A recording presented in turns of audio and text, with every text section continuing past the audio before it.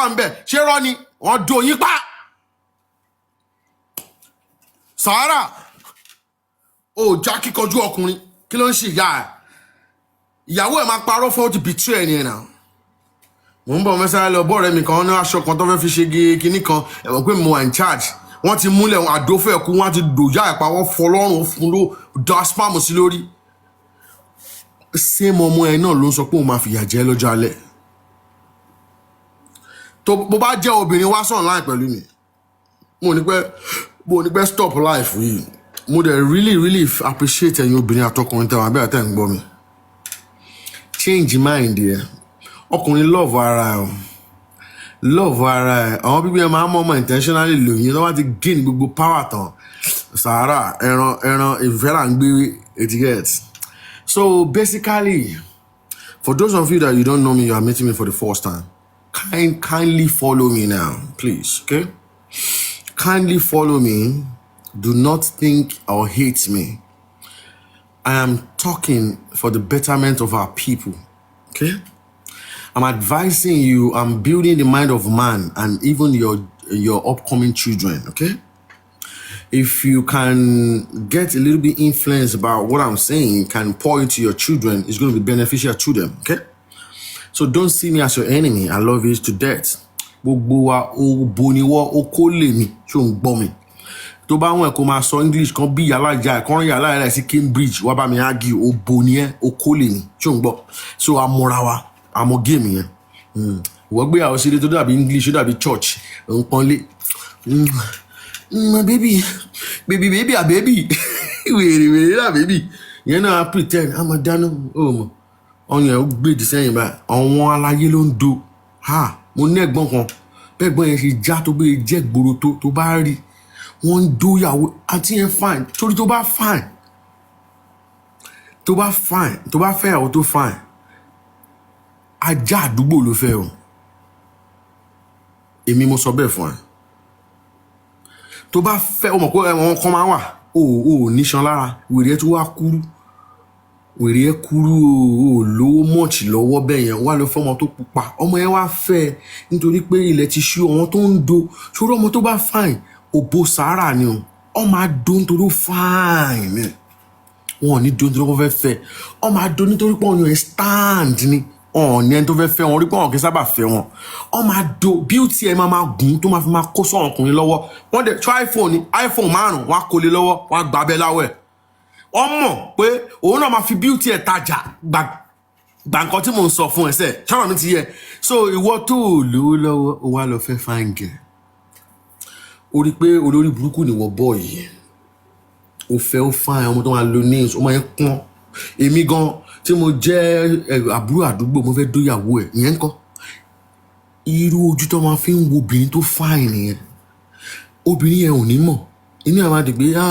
mo pretty unlike mi olórí burúkú òbò ni ẹ tó bá fine tó bá fẹ́ protect ara ẹ pẹ̀lú temptation bóyá kó máa cover ara ẹ or kó máa make sure pé wà disguise because ẹran street ni ẹ èmi àti ẹjọ́ mọ̀ gbàgbé sọ fún ẹ ẹran street ni ẹ o bá máa dẹmọ irẹ́ ni ẹ I trust myself and my husband kò ní dá fún wa àtọkọ ẹ ní ṣoríire òbò street ni ẹ kò dẹ̀ pé bóyá òun parọ́ confam ni mò ń sọ fún ẹ ọmọ àdó ẹ owó gan onímọ̀ tó máa fi electric shock ẹ big boy máa ra mọ́tò fún ẹ ọmọ àgbòbò yẹn ń di ẹ̀yẹn tí wọ́n ń kọ́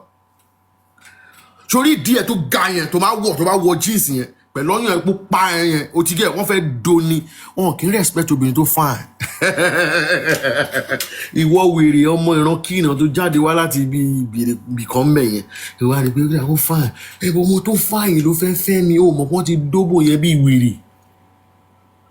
wọ́n ti fi ṣòro ọmọ yẹn tó bá ti wá pé 30 kò tí ò rí bi lọ ìwọ ugly man yẹn ló máa fẹ́ kókàn ṣàríbi kó sí ni o ti get sórí program tó yìí máa ń lò yẹn ó máa padà máa lò kó ṣàfẹ́ sọ pé 35 kò tí ì máa rí ó ti mọ̀ pé beauty òun wọ́n máa fi bí òun kó ṣe bó fine wáyé tó fi fẹ́ so tó bá gbé beauty wá fún ẹ̀wọ́ wèrè tó kúrú báyìí ó wá lọ fẹ́ ọmọ tó ga tó lẹ́yìn burúkú ìdí okó òdẹ̀ lókó tó gùn orípó lórí burúkú ni ẹ bọ̀ yìí ó wá ní pé ẹ̀yin ọ̀rẹ́ mi ẹ wo girlfriend mi ọ̀rẹ́ máa yín mú ọ̀gẹ́ ẹ̀wù ìyàwó mi àfẹ́sọ́nà mi yẹn náà ó fẹ́ tán ẹ kò fẹ́ òun ni wọ́n fẹ́ tán ṣòro àwọn old member tó máa ń bá ṣe tẹ́lẹ̀ ó yìí máa padà lọ síbẹ̀ èmi mo sọ fún ẹ bẹ́ẹ̀ because beauty yẹn ò ní ó yìí máa lọ social media wọ́n máa sọ pé àwọn máa fine á lọ máa tún máa ta ọjà ó tún mọ̀ pé wọ́n ò lówó lọ́wọ́ á máa lo beauty yẹn fi lọ máa fi survive on streets ṣé mo wíire àbí mo wíire ẹ jọ̀ọ́ bá mi sọ pé yes mo need the yes 15 ní orí program tèmi a máa ń ṣíra wa ní ìṣítí ni kò ń ṣe pé à ń búra wa thank you very much wàá olóko ńlá gbéra olóko ńlá gbéra olóko ńlá gbéra olóko ńlá igbákejì ọlọ́run ó yá ẹ gbéra ọkọ tóbi gbà bẹ́ẹ̀ káwọn náà wá sọ̀rọ̀ sí náà brọ́dà mi wàá gbà yìí kí ló wà nílẹ̀ tá a sọ tán ẹ mọ̀ nǹkan tó máa ṣe sórí ilé ayé tààrà rẹ̀ gbogbo alẹ́lẹ́ṣẹ̀ wọ́n máa ń pè wá ní olùgbádùn àṣírí brọ́dà mi Adéṣẹ́gun ò ní jábọ́ bra ò ní ṣétì olùgbádùn làwa ọmọ adarí irun ìwọ ń gbádùn èmi ń gbádùn ẹni tó ṣe ẹ́ lóore cut big respect for them especially ọkọ ẹ̀ tó gbà ẹ́ ọ̀tọ̀ tó dó yàrá ya ẹ̀ pa ó tó di pé o má rí wọ́n gbà ẹ́ sílé tọkàntọkàn ni ṣòro àwọn ọkùnrin yẹn ni wọ́n wá sọ fún pé ìyá máa jẹ wọ́n lọ́jọ́ alẹ́ àwọn tó ní ilé ayé gan-an ó yẹ kó máa ó rí pé ìyá máa ń jẹyìn ó notice. mo fẹ́ kọ́kùnrin wa sọ̀rọ̀ kọ́kàn wa everybody wa kéèyàn kan wá fún wa ní opinion kan mẹ́rin ẹ̀yin brọ̀dá mi ó ti ń rẹ̀ mí mo dẹ̀ nídìí opinion ọ̀fẹ́ wá sókè láìkí ó lè wá tójọ́ lọ́dọ̀ tèmi ń bẹ̀ kó wá máa sọ̀rọ̀ English o mọ̀ bẹ́ẹ̀ ọ́n mọ̀ mí o kàn lè wá bí kókó á fi gbé bí àwọn arìndì kan ló wá wà bí ẹlẹ́pọ̀ láti dúró síbi ìyá wọ́n ń wò o get o ní pé wọ́n ní fi tọkùnrin ṣe pé báwọn ní tí wọ́n ṣe jẹ́ ó yá lọ wá dúró síbà kó wá sọ fún wa pé o fẹ́ fi òfin tí wá ṣe wá sọ mí bá gbogbo àwọn tó ti cheat ẹ tó ti fọ ẹlẹ́nu tó ti bayé ẹ jẹ́ o ò lé wọn kó ṣe kà fún wọn èyí tó fẹ́ sílé tó jẹ́ kó bímọ tó dàbí obìnrin tó dàbí alárùbáríkà obìnrin sìn òun ní gbogbo fẹ́ ṣèkà fún o ní pé tó bá ti jọjọ́ alẹ́ ó máa ní stroke wàá ṣèkà fún wàá filẹ̀ sílé lọ ni. mo spoil game mo ń ṣí àwa ọkùnrin létí ni mo spoil game mo ń ṣí àwọn obìnrin létí ni sórí onípò ọmọ géèmù ń play rántí pé ọlọ́mọkùnrin rẹ̀ lọ́mọbìnrin o ronú jinlẹ̀ ló fi mọ̀ pé géèmù tí mò ń play yìí yẹ kí n máa sọ pé kán máa wá sí ètò faith sódà kán lè bá máa lẹ́ẹ̀ kán máa lọ ṣèṣe because wọ́n máa yin ọmọ náà wọ́n máa yin ọmọ ìyá wọ́n máa yin ọmọ obìnrin òtítọ́ ìwèrè ní ó wá lọ fọ́mọ tó fáìn tó nídìí tó ga tókè ó wá sọ pé ẹ wo sí máa fi hàn sí òun sọ English yẹn náà máa wà pé mugu ọ̀n bà mí olóko ńlá àwọn ló ń láṣẹ yẹn òtítọ́ inú ẹ̀ wá ń dùpọ̀ ọmọ tó fáìn ìwọ tó fáìn tó fáìn tó ń tẹ̀lé ẹ ọ̀wọ́ dẹ̀ ni ẹ wọ̀ pé mugu ni ẹ tó ti wà ní 35 tó dẹ̀ tí ì máa rí kò sí bọ́ọ̀mọ yẹn ṣe lè fáìn at the age of bí 13. I mean, at the age of maybe 20, 21, wọ́n fẹ́ doni. Wọ́n fẹ́ doni, ó fine, ó pretty, ó ti get. Òun náà kẹ̀dẹ̀rẹ́, sórí kí ni ẹ máa ṣáàkì lórí ẹ̀ kó mọ̀ kó obìnrin ní scope, obìnrin kẹ̀dẹ̀rẹ́ follow by step ni. Ìwọ gbé cup báyìí dání, ẹlòmíì wá gbé champagne tó tún jẹ́ cup tó lè jẹ́ obìnrin máa tẹ̀lé. Mo máa sọ fún yín pé obìnrin bid ni wọ́n, you can bid them like auction, straight up. So nítorí pé beauty wọn yẹn lọ́mọ máa lò ẹ ti gẹ́ nǹkan tó sọ lọ́nlò yẹn wọn ò ní mọ̀ gbà tí àkókò máa lọ nítorí beauty àwọn ọkùnrin dẹ̀ wà wọ́n mọ̀ nǹkan tí mo sọ ìkan máa lo power tó jẹ́ owó láti fi gẹ́ nǹkan tó máa get nídìí ẹ̀ the highest ọmọ tó le jù èmi ń do ẹ gbàgbé bó ṣe ṣẹlẹ̀ ìyá àwọn ẹ̀gbọ́n àbúrò gan máa gbé sisi wọn jápa fún mi ni bàbá yàrá yà wọn dẹ̀ kí n kẹni sọ́wọ́n kékeré àwọn màámi àwọn sista mature lady ìyá ẹ̀ ó já sí bídì ni wọn sometimes wọn ò fẹ́ lọ́ máa dóyàwó ẹ̀ pẹ̀lú àdúró owó tó ná ni lórí inú bẹ́ẹ̀dì onídùn lọ́ máa do mọ́ accept ẹ̀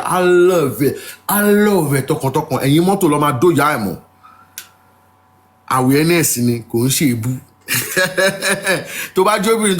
tó bá understand nǹkan tí mo sọ yá sọ yes ká tẹ̀ mọ̀ bóbìnrin kan support wa nígbà ṣó agree pẹ̀lú nǹkan tí mo sọ pé awareness ni à ń ṣe èébú ṣòfẹ́ gbọ́ àwọn lọ́balọ́ba wà bí ọkùnrin wà bí tó bá jóbìnrin yẹn dáhùn mi lóhùn sọ fún mi pé ṣé awareness ni àbí èébú wàá ṣeré obìnrin mo fẹ́ kó sọ̀rọ̀ nsìn ṣé awareness ni anything to make it on SMS I don't get what you say ṣé awareness ni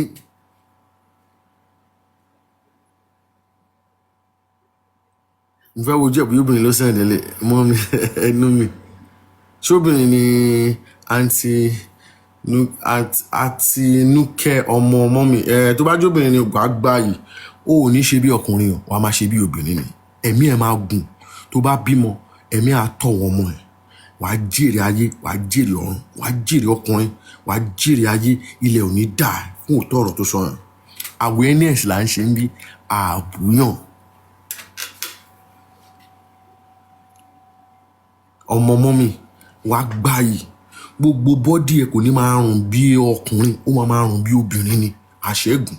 ó ní ṣìṣe ó ní ṣílẹ̀tẹ̀ ó ti gbogbo alẹ́ lẹ́sẹ̀ awareness là ń ṣe ń bí ẹ báyìí kó ta yín lára awareness ni fún ọmọ ẹ àtàbúrò ẹ tí wọ́n mọ̀ pé à ń save máa wò pé nítorí pé ìkànnì ẹ wọ́n á mọ̀ pé ẹ kí ló ń sọ ń bínú awareness ni ṣùgbọ́n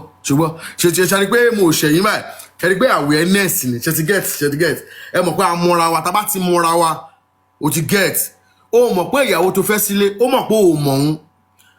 ẹni tó wá mọ̀ ìyàwó ẹ ó wá ń gbádùn ẹ̀ jù ẹ lọ awareness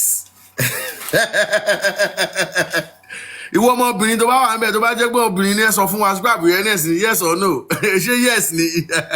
awareness là ń sọ ń bí.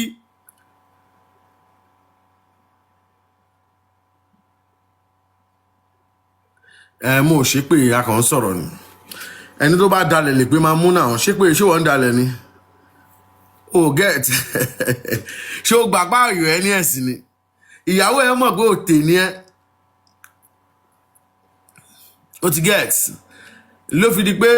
ẹlòmíì ló máa mọ sound ìyàwó ẹ ọdẹ click straight iṣẹ́ ń lọ nìyẹn ọ̀wọ́n lọ́ba lọ́mọ ohun èdè ọ̀rọ̀ dẹ̀ ní gbogbo nǹkan lóbìnrin máa lọ online táwọn máa sọ pé àwọn ọkùnrin ejò ni wọ́n ikú ni wọ́n á máa pa wọ́n ní ẹ tó bá ti di ìrọ̀lẹ́ a máa fògùn sóúnjẹ wọn ọ̀hún níráyé wá awareness ṣàlẹ̀ ń ṣe eti get so awareness ni orí pé àjọmọ̀ wà ara wa kó gé fọ̀ má bínú má wò mí bí pé kó pa mí ò dẹ̀ lè rí mi pa ẹni la máa ò lè mọ̀ọ́là àbí ká tó ní mí ni mo mọ báyìí sọ ò lè mú ọ̀hún má fẹ́fẹ́ náà obìnrin nígbè we no gree ìrírà pé wọ́n ṣe dí sàn láì látàárọ̀ pẹ̀lẹ́ káàbọ̀ àbí ó fẹ́ ká ṣépè fún ẹ kó máa ṣe bí ọkùnrin ni sọ fún mi ṣé o fẹ́ kó máa ṣe bí ọkùnrin ó yá come up now ó yá come up make I carry you come make I see whether I go invite you. Follow me, everybody. Just follow me. Send follow so that mama get information. Àwọn ọkùnrin wọn lọ ìfọkànbalẹ̀ ọlá awareness. Ọmọ yín awareness. Ìwọ obìnrin náà jẹ́ lọ máa pọn ọmọ ẹ wá awareness. Ẹ bá ń pa ata àbẹ̀jọ́ tó lọ́wọ́ awareness. Ọ̀wọ́n ẹ̀ṣẹ̀ ń dé ni ilẹ̀ tẹ̀ ti ń ṣú awareness. Wàá ṣeré. Adéṣẹ́gun ẹ̀gbọ́n olóko ńlá fílẹ̀ adé yẹn sanra ẹ tó bó ṣe wù yín ó kí pa kí ló ń ṣe ẹ àwọn ṣọ́ọ̀tì ẹ̀ dá àwọn ẹni bí àwọn ṣọ́ọ̀tì ẹ̀ dá ẹ ṣeré gbogbo ẹni tẹ́ show me love gbogbo ẹni tẹ́ fún mi gift mo fi tọkàntọkàn dúpẹ́ lọ́wọ́ yín o ẹ ṣé gan fún time yẹn ẹ jẹ́ ká máa lọ sí àwọn online náà ká lọ máa support àwọn brother wa tó yẹ pé wọ́n máa ń Folly G máa wá sọ̀rọ̀ láì sìn ẹ jẹ́ ká lọ máa support àwọn brother wa Folly G ẹ jẹ́ ká lọ máa support Folly G hold on for 1 minute please. Okay, boss. Àwọn brother wa tó máa ń support tó máa sọ reality nípa life tó máa protect àwọn ọkùnrin ẹ máa lọ sí show wọn kẹ̀dẹ̀ máa show kẹ̀ máa support kí ló ń porúkọ ẹ̀ show wọn kẹ̀dẹ̀ máa try láti máa encourage wọn ẹ ti understand by gifting them or making them encourage ẹ ti get kẹ́ encourage wọn ẹ jọ nítorí Ọlọ́run I'm talking about the amazing show àwọn tó ń ṣe amazing show àwọn brother mi kọ́ wọn nígbà náà tó máa ń fún awareness ẹ support wọn I always say this in my show let's support this community so that we can be safe ó yá foli jí ó yá gbéra olóko ńlá gbẹ̀gbẹ̀ ó yá ó máa ti tẹ̀sán. mo fẹ́ owó tó bá ń dóòbò tó rọ̀ máa gbọ́ ọ àìsọ̀rọ̀ ẹnu ẹ̀ tó bá ń dóòbò fún àwọn obìnrin máa ń tọrọ wọn pé ṣe bí nǹkan tó láyé mi náà lábẹ́ ìyá ẹ máa ṣáà fọ́tí kò ń ṣe kan náà o ọwọ́ kan wà tó bá máa dà báyìí ó máa dàbí peace obìnrin máa soft wàá máa dó ọmọ máa gbé cream jáde wàá máa wo omi òbò yẹn pé yìí wo lò Ọlọ́run wá fún ẹ lágbára moment wàá ń dòbò yẹn lọ fún 25 minutes tó ń gbọ́ mi ọmọ yẹn ti ké sí ẹ lára ó ti dàbí ẹ̀ lẹ́yìn òpó gidi ni ẹ Ọlọ́run wọ́n ní pé kí n má jayé mi kí n má dòbò ò ní kúre tí wọ́n máa fọ́ kó máa gbé cream jáde tí wọ́n máa ọmọ ìbàdí ọmọ ẹ̀ máa fresh tí wọ́n máa yẹmi ọmọ lọ́mọ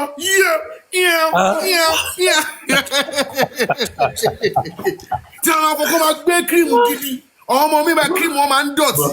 wàá rọ ọmọ mi cream yẹn máa light tí wọ́n máa fresh tí wọ́n máa ké wọ́wọ́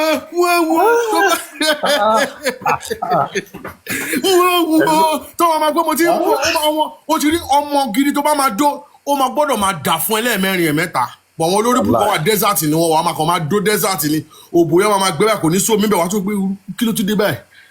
ó wá ní pé òbò yẹn jẹ́ kan náà kò ní dà fún ẹ òbò wo lórí púpọ̀ lọ kan náà jẹ́ kí n gbádùn ayé mi ó yá fọlí jì ó yá múlẹ̀. ọmọ adé ló yà wá láà ọjọ́ kan mo kàn jí nìkan bíi 2 lóru sẹ́ẹ̀ ẹ wò program mi àbí àná wá sẹ́ẹ̀ ẹ sọ kínní kan lẹ́kọ̀ọ́ mo ṣe dé láti club lélẹ̀ ẹni ẹ gbà pé inú dùn pé ẹ máa rí ìyàwó lé mi gan tẹ́ pé ẹni tó lọ ń bá gan bóyá bíi àwọn young boy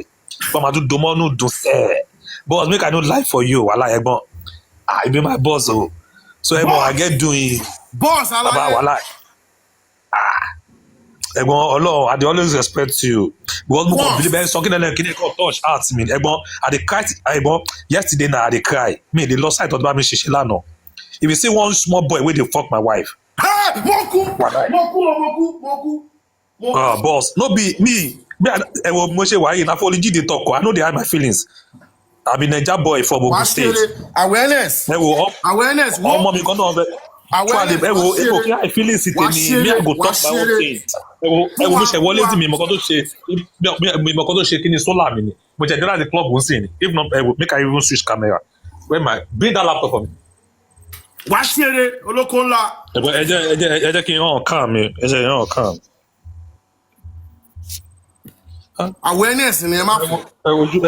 mo ṣe try the boss. wàá gbá yìí. So mo ṣe wọlé láti club ni I just the boy even get one small boutique pé olùkọ́ tó àdúgbò ṣọ̀bọ̀ bọ́ ẹ fún boutique ẹ̀ kò tó 1 million. I understand ẹ̀gbọ́n I just mo kàn fẹ́ share feelings mi so that I can be able to get some things from you. awareness alaye ma sọ̀rọ̀ la awareness. I don dey with this babe was 18 years when I met her she's an orphan and I'm also an orphan. Mo á sọ fún when I met this girl she was 18-19. We had a child. So now the girl, our child now was 16. Ẹ̀gbọ́n ṣe believe wípé that ti ma kọ ọmọ pàrọ̀ yẹn my boys called everybody kan bẹ́ẹ̀ pé ẹ má pààyàn sí mi lọ́rùn. So that's the way she choose to be. Bàbá bẹ́ẹ̀ sọ pé à ń pè èèyàn tó wà tó èèyàn gan ló máa dómọ́nù dùmọ́ pé you wey dey alright open store for you ẹ get. brother mi ọlọ́run ti relieve máa gbọ́ wọ́n yá sáré wojú mi má fọ̀ rárá. Sorry, awareness is better. Sorry, jẹ́ wá mo fi gbogbo nǹkan sorry jẹ́ wá gbàdúrà fún àwọn tó nílé ayé máa gbọ́n sìn. Sorry pain yẹn tó fi dùn yẹn pé ọmọ yẹn betray yẹn should get ó dalẹ̀ should get ọmọ gbé kúrò ńbẹ̀ ó ti lọ ni. Sorry mo sọ̀rọ̀ kan lẹ́ẹ̀kan pé tó bá ti jọ́kùnrin tó o bá ti mọ̀ lórí pé wọ́n máa dóyàwó ẹ̀ o ò ní peace tó máa fi kú. Mọ̀ ní orí ẹ̀ gbogbo òbòmí tó wà ní all over every zip code tí n bá ti sí ń bẹ̀ mọ̀ pọ́n máa dó wọn wọ́n máa tún máa ké pé gbogbo nǹkan tí máa sọ mọ́ òun trust rí mo ń sọ fún ẹ pé ó possibility tó bá torí show yìí a ti gbé tó bá ti gbé ẹ tó bá ti wà ní level kan dé stage yẹn nínú ayé tó bá ti ń reason bẹ́ẹ̀ yẹn akíkanjú ni ẹ.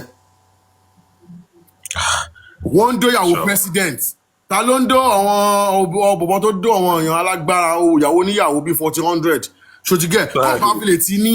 mentality ẹ̀ wo bíbà ló wà tó wá síbẹ̀ bí owó tó bá fi lè ti ní òkè ṣọkùnrin gbàgbé ò bá jẹ́ àwọn gọ́vnà àwọn gíní kan wọ́n máa dóyàwó wọn àwọn ọmọ small boy ló ń dóyàwó àwọn gọ́vnà nàìjíríà yín káàkiri confam ó jà ẹ́. Sure boss. What the fuck are you tó fi ní pé ìwọ kan olórí méjì tó bá rí wọn lórí wọn tó bá ti rí wọn mọ́ gbójú àti sọ gbogbo wọ́n máa fẹ́ mú ẹni wọ́n máa sọ ẹ́ di ilé ilẹ̀ ni anything tó bá ti ṣojú ẹ mọ̀ lẹ́kàn ẹ pé ó possible kò sí nǹkan tó lè change mind mi pé nǹkan kan ò possible nínú ayé there's a possibility tó bá ti wá mọ̀ bẹ́ẹ̀ lọ́wọ́ pé òkè gbàngàn wọ́n ti dó girlfriend mi rí náà wọ́n ti dó girlfriend èèyàn náà rí náà ṣọdọ ọ̀rọ̀ mi ti yẹ gbogbo àwọn ìyàwó tó ń dá dùbúlẹ̀ bá ìyàwó níyàwó sàárà ikú èkó ikú ọbí ìwọ gọbó ẹwà á tún dóyàwó níyàwó rí ó kàn máa dùn ẹpọ dó tiẹ̀ ní wèrè.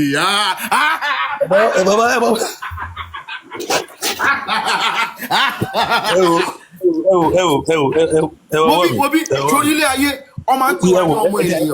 ẹjẹ ń jẹ́wọ́ mi mo ti ṣe mi ò but tí ṣe tí mo ṣe ẹni yẹn ò sọ fún mi. ẹni yẹn ò sọ. wọ́n ti dó girlfriend rí. dada ìyàwó lé gan but mi ò ẹni yẹn ò sọ fún mi. ó ní ìdásílẹ̀ àtànú máa kọ́ bẹ́ẹ̀ látòrí ilé ìyàwó lé girlfriend ò ní girlfriend tó mọ̀ pé ó ní boyfriend tẹ́lẹ̀ bọ̀ ó sáré chance ẹ̀ ó ti gẹ̀. òun bó fi sọ fún yín pé ọmọ reason mo fi ta fi sọ̀rọ̀ yìí mo gbé respect fún ẹ àwọn ọkùnrin tó wà nígbà gbé respect fún ẹ ọmọ reason awareness ló fún wa kó o sọ story ẹ fún wa. I respect you to the core. You be the best right now. For just happened this January. Baba, just wait. Baba, wait. Baba, wait. Okay, give us awareness, and I want to tell you what you dey do right now. Boss. What you dey do right now? When we say they help woman and female. Torí onígbádùn ọmọ ènìyàn ni wá. Obìnrin ń jẹ gbádùn, ọkùnrin náà ń jẹ gbádùn. But wọ́n kàn ń há sẹ́gbẹ̀ẹ́ pípín àwọn jẹ́ olíolí. Wèrè ní gbogbo wa. Ọ̀daràn ní gbogbo wa, criminal ní gbogbo wa, bí ìyàwó pastor, bí ìyàwó president, bí ìyàwó cn. So gbogbo wa criminal ni ẹ tó bá ti ká mọ́ ẹ lọ́dọ̀ pé ó ti gbójú ṣé wàá lọ máa ná bọ̀bọ̀ yẹn ni. O mọ̀ pé bọ̀bọ̀ tó kéré tó bá rí mi gan ó máa ń dojú bolẹ̀ báyìí. Kóòbù ẹ̀ ti scope ẹ lọ. O ti yẹ ohun ìyàwó ẹ gbédè ó gbédè stranger. ó dùn mí gan àdìbàdì kì í ṣe kan. ó ìyá dẹ̀ lọ́ máa yá jàkíṣà. ó dẹ̀ ń ṣe dáadáa tèmi kan máa ń ṣe normal gan máa ń pẹ́ kí n má lọ pa ẹ̀ ní ìyá ìmá ti ṣàkàdà ìmá ti gbé ọlọ́ọ̀ bọ́ọ̀sì wàhálà ìwé mi máa ń kànú ẹ̀ pé ẹ̀mọ̀ ìyàwó lé àdóde wàhálà ó máa ń sọ pé èmi máa ń ṣàánú ẹ̀ pé má jẹ́ ń pa ẹ̀ ní. So wetin me and the papa for house. O ti gbọ́rọ̀ tí mo sọ fún ẹ pé ọmọ àdóyàwó níyàwó máa fún lọ́rùn ṣó wà ń bẹ̀ ṣó wà lọ́rùn àti ṣó wà ń gbàgbọ́ tí mo sọ ó sì ń bẹ̀. mo wọ láìpẹ́ náà ni mo join. ọmọ àdóyà ẹ̀ pa ọmọ la orí ẹ̀ máa gbì ṣó láìkẹ́ á ní yes baby ò ní ṣó wọ́n fún ní àbàlá ìwọ́dẹ̀ sọ pé wọ́n wá sí báyìí ọmọ wèrè sọ pé òkìrì burúkú. obìnrin boss ó lọ fà. jẹ́ sọ reason fún ẹ tí mo fi mọ̀ pé obìnrin ó ní sista kan tí mo mọ̀ wọ́n nínú estate wa tá à ń gbé ńgbà eléníyàn lọ́kọ ẹ̀ eléníyàn lòun náà mo dẹ̀ lọ sí ọ̀pẹ bí wọn pé mi máa wà ní street gan ọmọ Ṣómólú lè mi gan o get mo dẹ̀ rí small boy tó wá dún àǹtí yẹn ẹ̀pá mi rọ̀ ní street kò ń ṣe first time tí máa kọ́ àárín nìyẹn o mọ̀ pé mi máa ń lọ sí àárín White House ní White House ìgbà tó máa ń rìn gbà yẹn níbi ọ̀pẹ bí o ti gẹ̀ ó ní hòtẹ́ẹ̀lì kan tó wà coded mo ní dárúkọ hòtẹ́ẹ̀lì yẹn aláyé ti lọ èmi àti pàdé mi ọmọ Ìkẹjà ní máa ń bá rò ńgbà a ti wà níbí akọ̀wá wo bọ́ọ̀ ni wọ́n sàlẹ̀ ó dẹ̀ ní ọmọ kan tó ń bọ̀ abọ́ pàdé mi ń bẹ̀ àǹtí yẹn màmá ni ó ń ṣiṣẹ́ ń bank clean no be dirty sister ò gbàgbé ó clean na young boy bíi tiwa ló lọ ṣáàtì lókè mo dẹ̀ rántí ẹ̀ shock gbà tó ní pé ṣé mo lè débi ṣá láti bíbẹ̀ yẹn mo ní kò mọ̀ pé ẹran àdúgbò káàkiri làwa ṣé ẹ̀gẹ́ mo dẹ̀ rí báyìí ó dẹ̀ bó shock wà lẹ́nu staircase bọ̀bọ́ yẹn wà lẹ́yìn ó ń fọ́ gbàǹtì ẹ̀ lẹ́yìn wàlẹ̀ tí ò ń gbọ́ mi àti ẹlẹ́ rí ìgbà tó fẹ́ bọ́ọ̀lì kọ́kọ́ rí mi wọ́n sọjú ni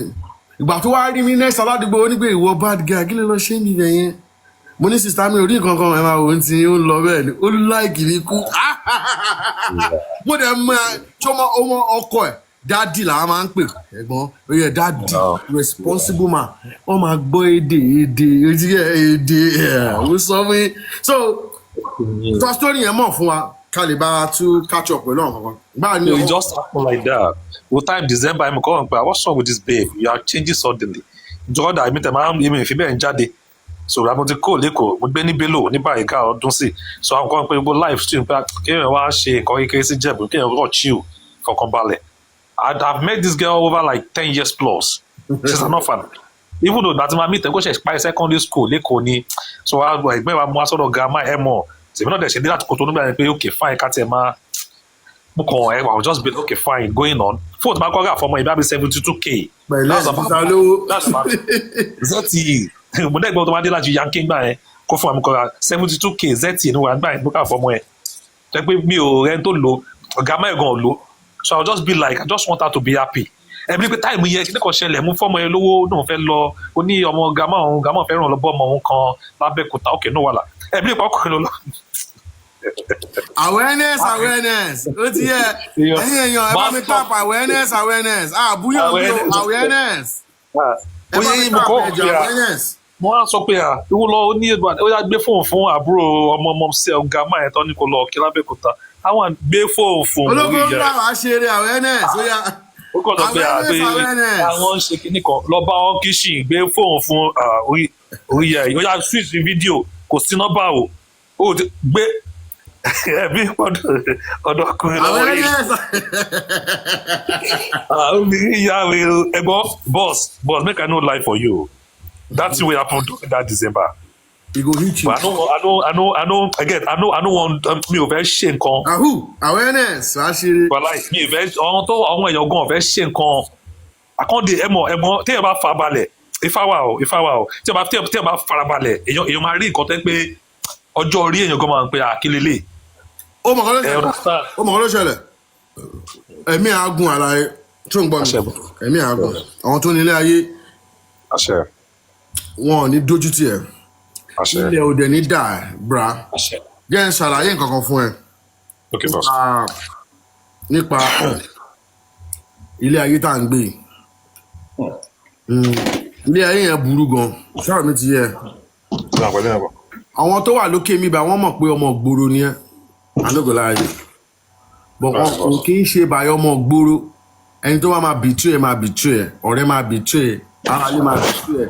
obìnrin ilé ẹ̀ tó bá bìtú ẹ̀ òun ló máa ń dùnyàn jù àmọ́ fi kíní ẹ̀ ha etí aláyé fi ha ẹ̀gbẹ́ etí ẹ̀ awareness bó máa jẹ́ nìyẹn pé there is a possibility of this and that nínú ayé tó bá ti ní mind ẹ ò ní wà ṣọ ṣé mi tí mo sọ̀rọ̀ bí ọmọ gbòòrò yìí náà wọ́n ti dó girlfriend mi dáadáa náà o ti get àwọn ẹ̀gbọ́n àdúgbò lójú mi wọ́n fẹ́ ìyàwó mi wọ́n fẹ́ ọmọ tí mò ń fẹ́ o ti get kò ń ṣe ìyàwó gbà ẹ̀ ọmọ tí mò ń fẹ́ ni wọ́n ti gba girlfriend mi bọ́ àwọn pàdé mi ìgbà tí kò sówó lọ́wọ́ mi ọmọ wa kí mi wọ́n dẹ̀ ya ọmọ yẹn ó ní pé òun tẹ̀lé push má gbọ́ òun tẹ̀lé push kìnnì kan pé kò sówó lọ́wọ́ ẹ̀ náà kàn struggle náà máa rí màá ra fóònù fún ẹ scope kékeré ni o mọ̀ kóbìnrin wà gọ́líbù wọ́n kàn yan ọmọ ẹni gbà ó ti yẹ pàdé mi kan ló sọ fún mi pé ọ̀gbẹ́ni ó dárúkọ pàdé wa mo fẹ́ dárúkọ ní pé ó ti dó ìyàwó ẹ̀ ó ti dó girlfriend gbogbo ẹni báyìí ti dó girlfriend ẹ̀ gbọ́dọ̀ di ó yẹ everybody ẹ̀ paramọ́ mo dẹ̀ débẹ̀ èmi nǹkan tó pé bàbá ìgboro ni mí ó mọ̀ kó ń ṣe bó ṣe lágbára tó ó máa dó ìyàwó alágbára má fọ́ ó máa dó ìyàwó alágbára bí iye wọlé tó bí bọ́n ṣe mọ̀ mí tó bí mo wọlé tó pàdé mi kan tó wà lóyè àti mi ló já mi kí wọ́n tó gbàgbé fóònù yẹn wọ́n rà fọ́mọ yẹn o fóònù tán sọ fún yẹn wọ́n rà. ìṣàpátá díẹ̀ ẹ̀mí dẹ̀ ṣe nọ́mà ọmọ tẹ́yìn kẹ́ bẹ́ẹ̀mi rẹ̀ ṣe bí bàjẹ́ nǹkan sí o ò lè gun ẹṣin ni tí bá wọ́n lè gun ẹṣin yẹn kí n má mọ̀ bọ́jọ́ tí bá ti mọ̀ wọn ò lè gun ẹṣin yẹn mọ́ forever and ever o ti get ọ̀rẹ́ sọ fún ẹ̀ aláyé mi sọ pé ó ti ṣá gíní kan mo kàn sọ fún yẹn pé aláyé odò ọmọ yẹn àbí ní pé mo chance ẹ̀ pé mo kàn promise ẹ̀ ó ti gẹ̀ akọ̀rọ̀ fi mọ tí a fi ṣe kíní ó dùn mí gan ọmọ sórí láti kékeré láti ọmọ ìgbà kan lọ́mọ máa build ọmọ máa break trust ẹ̀ lọ́mọ máa hurt feelings ẹ̀ wà á máa fi máa build ṣé o mọ nǹkan tó bá dùn mí jù ìyàwó àwọn ẹ̀gbọ́n tí wàá tiẹ̀ mọ̀ ládùúgbò tó ń dó tó ń ṣojú àwa òun ló fi jẹ́ kí brain àwa ṣí báyìí ó da kán rèé ọmọ ládùúgbò ó da kó dàgbà ní street o ṣòro àwọn ọmọ tẹ́ ẹ̀ ń bí tẹ́ kàn ń tọ́jú tẹ́ ẹ̀ tọ́ wọn ní street ìyà tó máa jẹ wọ́n ìyà tó máa jẹ wọ́n ṣé wọn ò sí street ṣé mi ò sí street ọmọ ẹ tó máa jẹyà jù àwọn brother it's like I want to go to Canada it is like Guinness Western bọ̀bọ̀ tó kọ́ tán ní tó dàbí bọ̀tì ìyá jẹ òun làwọn obìnrin wọn máa ń sọ pé àwọn máa báyé wọn jẹ́ lọ́jọ́ alẹ́ o ti get àwọn yẹn tó ń ṣe street yẹn rárá wọ́n máa yà síbẹ̀ wọ́n á mọ̀ lọ kọ́lé síbẹ̀ ilé aláyọ̀ wọ́n á fi báyé wọn jẹ́ ọmọ ẹ̀mí àgùn àlàyé mi ẹ̀mí ẹ̀ ti gùn lọ́fíì ṣe é fún ẹ̀ lọ́tí ẹ̀ àlàyé awareness lọ́tà ìfẹ́ ẹ̀ kò ń ṣe èbú ni awareness ó yá awareness ẹ táìpù ẹ blue bẹ